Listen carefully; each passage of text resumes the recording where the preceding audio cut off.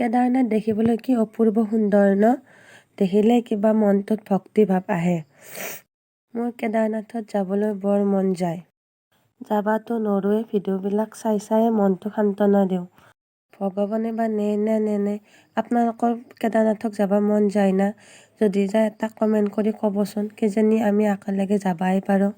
আমি সকলোবোৰ লগ হৈ কেদাৰনাথক। কমেণ্টত ক'বচোন কাৰ যাবৰ মন আছে। আহক তেনেহ'লে আজি কেদাৰনাথৰ নাম লৈ আৰু ভোলানাথৰ নাম লৈ আজি ভিডিঅ'টো আৰম্ভ কৰোঁ।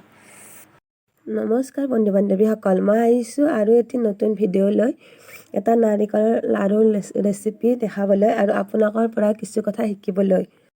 আপোনালোকৰ কাৰ লাড়ু বনালে খৰচ যায় ক'বচোন, মানে বানভাজি নৰি পিছত বেছিকৈ ভাজা যায়। মোৰ কিন্তু চেনি দি বনালে প্ৰায় খৰ গেছিল। আগে মাৰ গালি খাওঁ, পিছত মায়ে কিবা কিবি টিপছ লগাই বান্ধিব পৰা কৰে, কিন্তু আগৰ নিচিনা নহয়। তথাপিও নাই মামাতকৈ কণা মামা আনকৈ চলি যায় আৰু। আজি মই দেখাম খন নাজোকে কেনেদৰে বহুত নাৰিকলৰ ফটফটীয়া বগা আৰু মিহি লাড়ু বনাব পাৰি। ভিডিঅ'টো যদি ইয়ালৈ চাইছে তেনেহ'লে আগলৈও চাব আৰু লাইক কমেণ্ট এটা কৰি দিব।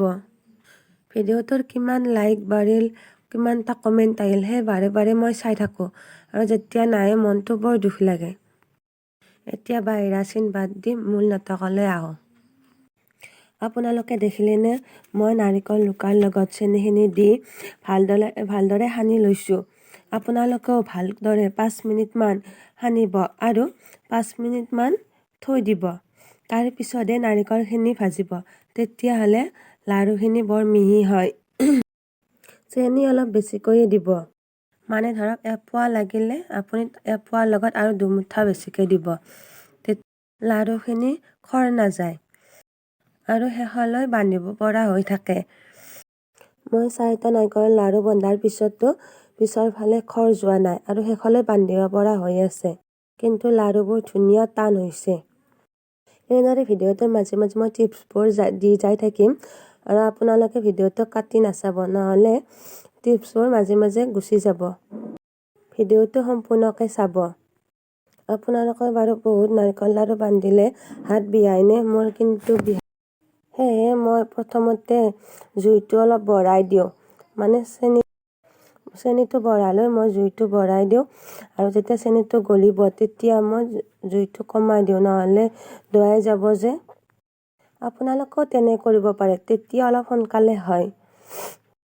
নাৰিকলখিনি ভাজোতে লৰাই থাকিব, কিন্তু নহ'লে তলাত লাগিব, তেতিয়া লাড়ু চেনিৰ গুচি মিঠেৰ হ'ব, মানে ৰঙা হ'ব। মোৰ আৰু কিয় ৰঙা হৈছিল জানেনে? মানে মই বান্ধিলে লাড়ু ৰঙা হয়। মোৰ হাতত মেহেন্দি আৰু জেতুকা আছিলে। মায়ে যেতিয়া ভাজি উঠি মোক বান্ধিব দিছিল, তেতিয়া প্ৰায়বোৰ লাড়ুৱে ৰঙা হয়। মায়ে ভাবে ভাজোতেচোন দোৱা নাছিল, ৰঙা কিয় হ'ল? পাছতহে আৰু চাই মেলি মোক গালি পাৰি গুচি যায়। আপোনালোকে জেতুকা বা মেহেন্দি লোৱা দিনা লাড়ু নবনাবই, নহ'লে আপোনালোকৰ লাড়ু ৰঙা। আৰু নাৰিকল ৰুকা হাতেৰে লাড়ুখিনি নাবান্ধিব, নাৰিকলৰ পিছফালে থকাখিনি লাড়ুত উঠি আহিব।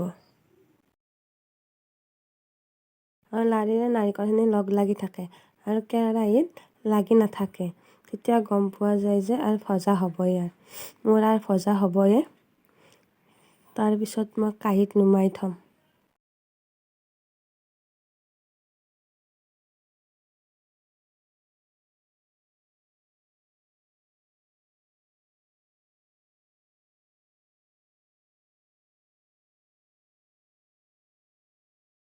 এই চাওক মোৰ কি ঢিলা হৈ আছে। আৰু আপোনালোকৰ যদি খৰ যায় তেতিয়াহ'লে আপুনি অকণমান গাখীৰ দি আৰু অকণমান ভাজিব, অলপ সময় ভাজিব, তাৰপিছত নুমাই আৰু বান্ধিব পাৰিব। মোৰ শেষৰখিনিও ধুনীয়া ঢিলা হৈ আছে চাওকচোন, কিয়নো লাড়ুবোৰ পূৰা টাইট হৈছে। আপোনালোকে দেখিলে গম পাব আৰু কি ধুনীয়া বগা হৈছে, দেখিছেনে? আপোনালোকেও এনেদৰে লাড়ু বনাই চাবচোন এবাৰ, মই কোৱা ধৰণে কেনে হয় মোক ক'ব।